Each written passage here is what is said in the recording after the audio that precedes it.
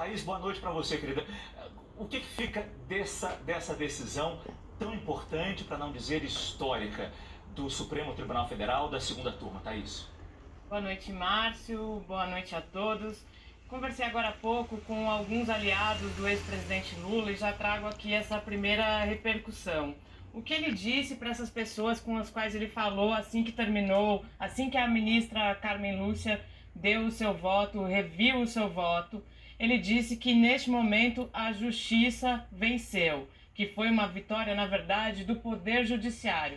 Como a gente sabe, a suspeição de Sérgio Moro era uma causa bastante determinante para o ex-presidente Lula e para a defesa dele, tanto que esse julgamento era muito esperado, mesmo com a decisão do ministro Edson Fachin de considerar incompetente a 13ª Vara de Curitiba para julgar os casos dele e que colocou o Lula no cenário político de volta, a suspeição de Moro era considerada peça fundamental. Então essa é a avaliação do ex-presidente ali para os aliados dele e há um sentimento, pelo menos é o que ele disse, de que neste momento o Poder Judiciário foi o grande vencedor. Mário. E pela parcialidade de Sérgio Moro neste momento, Sérgio Moro, na visão dela, foi parcial. Mas ela fez questão de frisar: acho o combate à corrupção importante, temos o apreço pela ética, não faço referências à Operação Lava Jato. Ela quis limitar essa decisão dela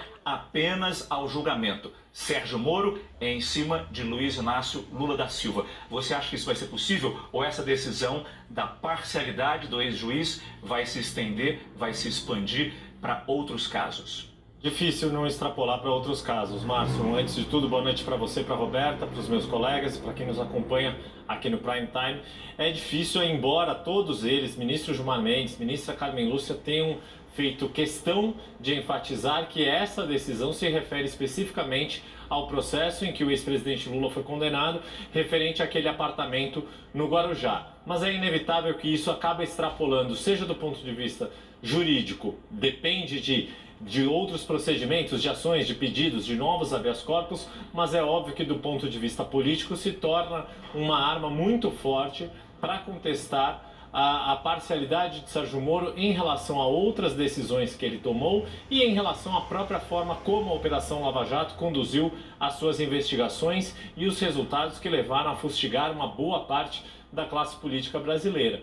É muito difícil que fique contido, que não tenha efeitos sobre outras decisões tomadas. O Moro agiu com suspeição, não foi parcial contra Lula, certamente dá força para o partido na sua narrativa política, mas dá força também para outras defesas buscarem a contestação de decisões tomadas pelo então juiz Sérgio Moro.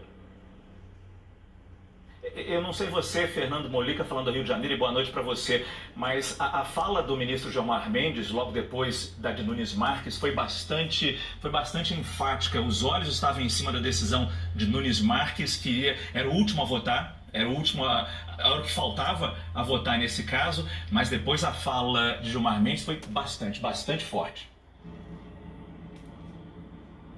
Boa noite, Márcio, Roberta, boa noite a todos. Sim, foi muito forte, foi uma fala muito enfática e ele procurou ali contestar praticamente ponto por ponto o voto do ministro Nunes Marques, né, que disse que não cabia HC, habeas corpus nesse caso, e o Nunes Marques também se fixou muito naquela questão dos hackers, né, aquelas mensagens do Telegram que foram hackeadas entre procuradores da Lava Jato e o próprio ministro Sérgio Moro, e o Gilmar Mendes que isso não era uma questão do processo, a ação não estava voltada para a questão dos hackers. Então, ou seja, essas provas obtidas ilegalmente não estavam na ação, não estavam no processo, então, portanto, não deveriam ser consideradas. Os pontos principais foram lá a condução coercitiva do Lula e também aquela escuta determinada por Moro no escritório dos advogados do ex-presidente Lula. Então esse ponto também a Carmen Lúcia também enfatizou muito isso. Então agora é uma vitória expressiva para o PT, é uma vitória expressiva principalmente para o ex-presidente Lula, e vamos ver como ficam os outros processos. A Carmen Lúcia disse que era uma decisão focada nesse processo. Já o ministro Fachin, agora no final, disse que não, que isso poderia derrubar tudo. Tem que ser caso a caso. como não é o caso, como não foram analisadas aquelas mensagens hackeadas, que aí sim poderiam servir de base para uma anulação ampla.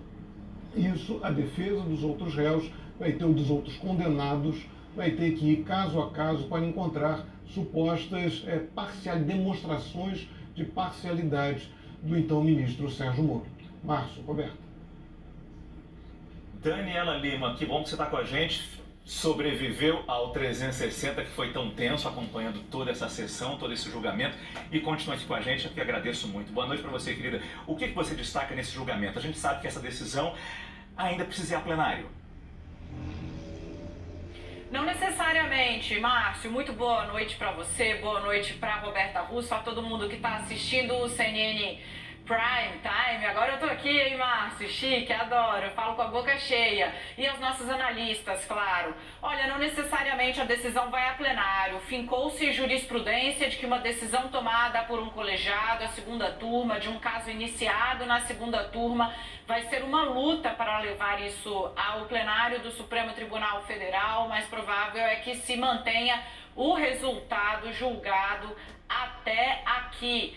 Tanto que, assim que a segunda turma conseguiu impor uma série de derrotas à Operação Lava Jato ao longo dos últimos anos, que não puderam sequer ser apreciadas pelo plenário do Supremo, dado a situação, o ordenamento interno da própria corte, é o que diz ali o regimento em alguns casos. Bom, falando aí a respeito do impacto desse julgamento de hoje, ele é monstruoso, Márcio Gomes. Ele marca o início de uma retomada de narrativa e dá um gás muito forte para a campanha que o ex-presidente Lula, nesse momento, optou por fazer, começando pelo exterior, para tentar, de certa forma, validar a sua volta à política, derrubando aí o seu grande adversário, que foi ali sempre o ex-juiz Sérgio Moro. Para a imagem da Lava Jato, como um todo, o voto da ministra Carmen Lúcia é muito ruim, porque a ministra Carmen Lúcia é insuspeita. A ministra Carmen Lúcia não se furtou a impor uma série de derrotas à Lava Jato, inclusive quando o réu era Lula.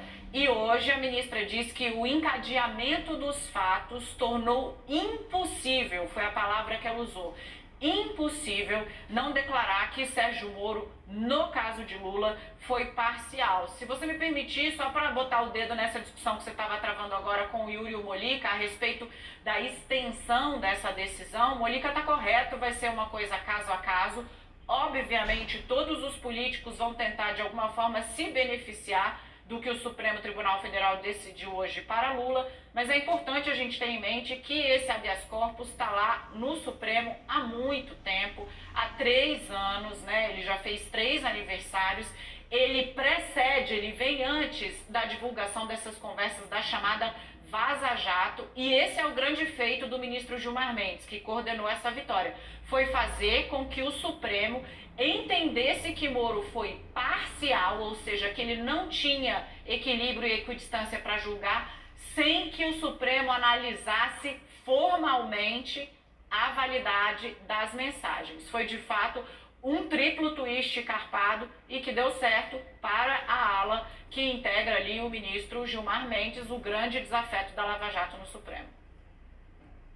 Eu aproveito para dar boa noite também para todo o time do Prime Time, para Dani Lima que está com a gente hoje. Vamos então recuperar um pouquinho alguns trechos desses votos. Agora a gente vai ver um trecho do voto do ministro Nunes Marques. Ele afirmou que os diálogos foram obtidos por meio ilícito e sem validade jurídica. Vamos rever. Tenho a sensação, talvez idêntica, a de milhões de brasileiros, que as novas provas trazidas aos autos muito provavelmente correspondem à verdade dos fatos que ocorreram à época. Mas estamos diante de diálogos obtidos por meio ilícito, através de interceptação clandestina, sem autorização judicial e sem nenhuma validade jurídica.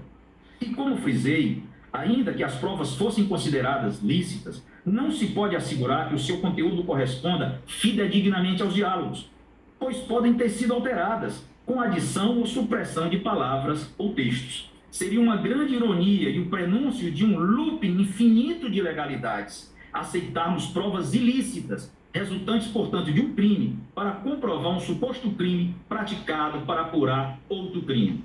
E aí registro eu. Um texto que permitiu com que os ministros pudessem tomar a decisão de hoje. a gente viu ontem, né, foi divulgada aquela pesquisa do Datafolha que mostrou o desgaste que teve a imagem, por exemplo, do ex-juiz Sérgio Moro. Sem esse desgaste de imagem, sem essa contestação que foi se formando na opinião pública em relação aos métodos adotados pela Operação Lava Jato, essa decisão que foi tomada hoje não poderia ter sido tomada. Tanto que há uma queixa de alguns advogados, de defensores, de que essa decisão chegou atrasada. Do ministro Nunes Marques. Márcio.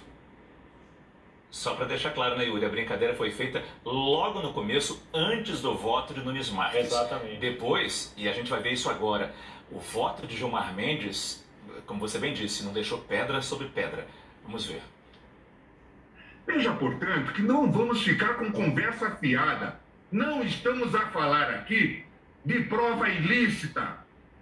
Eu disse de maneira muito clara que eu trouxe isso aqui para mostrar o barbarismo em que nós incorremos. E não houve ninguém até agora capaz de dizer que houve um dado falso nessas revelações. O meu voto, me faça justiça.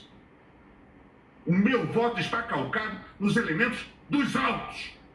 Agora, realmente me choca. Me choca tudo aquilo que se revela. E a defesa que se faz, pode haver tido inserções, pode haver manipulação. Não, diga-se que não se fez. Que não havia essa proximidade. Que são mentirosas. Eu já disse aqui. Ou o hacker é um ficcionista, ou nós estamos diante, de fato, de um grande escândalo.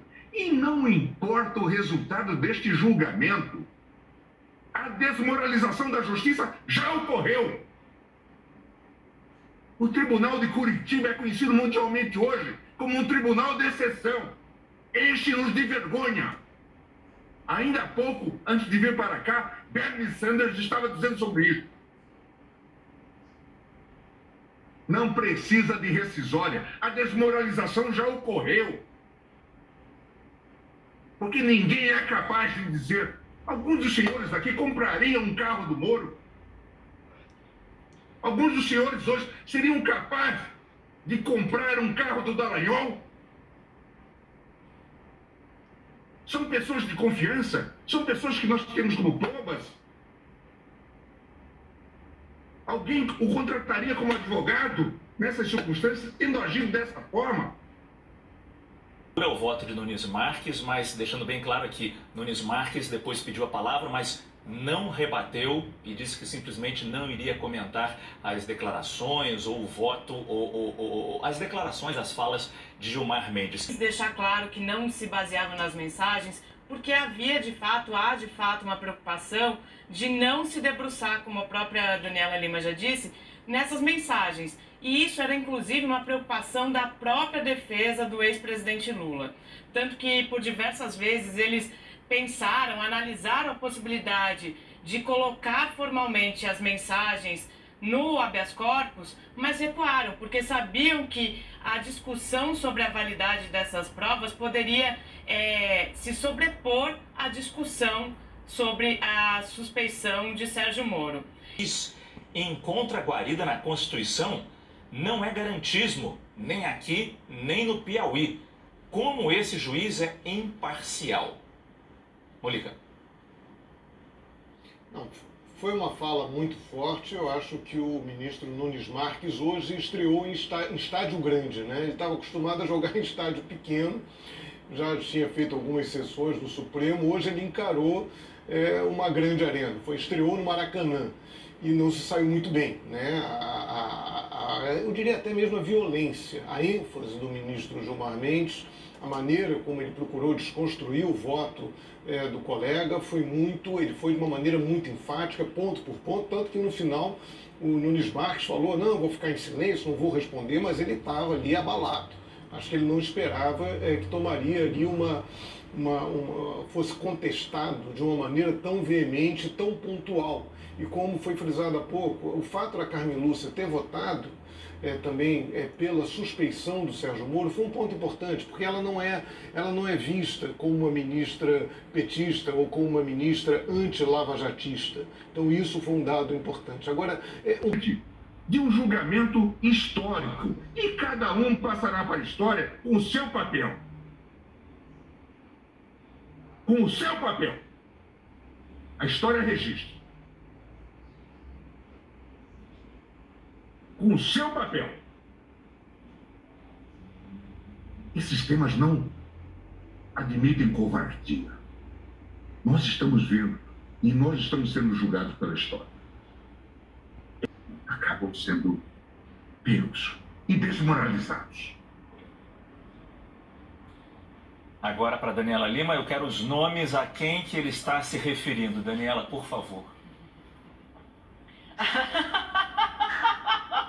Márcio Gomes, olha, eu acho que ficou um pouco claro ali que ele estava fazendo uma indireta, bem indireta, ao ministro Nunes Marques. E eu explico o porquê. Duas coisas aparentemente incomodaram muito o ministro Gilmar Mendes no voto de Nunes Marques. A primeira, como vocês já destrincharam aqui lindamente, é a questão do uso das mensagens, né? O ministro cita, mas não baseia o voto em suas mensagens, Gilmar Mendes. Então, Cássio Nunes se debruça sobre esse assunto e o Gilmar Mendes faz questão de dar um carrinho e falar: opa, sobre isso aqui não fale porque eu não tratei. A segunda coisa é quando o Cássio Nunes fala que todos são garantistas e que o garantismo, na verdade, é a defesa do devido processo legal. Gilmar Mendes é o prócer dessa ala garantista no Supremo. E aí ele fez questão de vir com isso não é garantismo nem aqui nem no Piauí, e a história reserva a cada um seu papel. E não tem espaço para os covardes. Antes de devolver para você, Márcio, pergunta sua, para mim, é missão dada, tem que cumprir. Eu consultei um dos maiores especialistas de direito processual aqui para saber se existe alguma chance de esse processo ser remetido ao plenário. Como eu expliquei, o regramento interno do Supremo diz muitas vezes que um caso que começa numa turma se encerra na turma. É o caso desse.